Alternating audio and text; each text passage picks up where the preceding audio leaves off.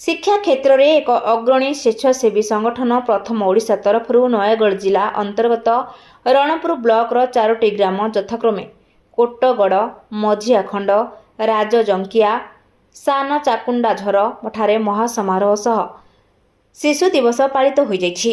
एही दिवसर महत्व विषय आलोचना करने सह छात्र छात्री मानकु नै विभिन्न प्रतियोगिता करा जायथिला, यथा नृत्य, गीत, गप, वक्तृता, चित्रांकन आदि। तत्सहित कृत छात्र छात्री मानकु पुरस्कार प्रदान करा जायथिला।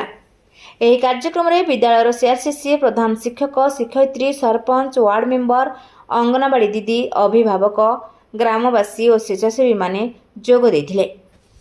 एही कार्यक्रम को प्रथम ओडिशार जिला संयोजक राकेश कुमार बेहेरा और शर्मिला सामल सहित प्रथम ओडिशार कर्मकर्ता प्रदीप, शुभ्रा, संध्या, ममता, सुनंदा कंठ, लक्ष्मी, सुनंदा स्वाई आदि सुचारू रूपे संपादन करी साफल्यमंडित करथिले।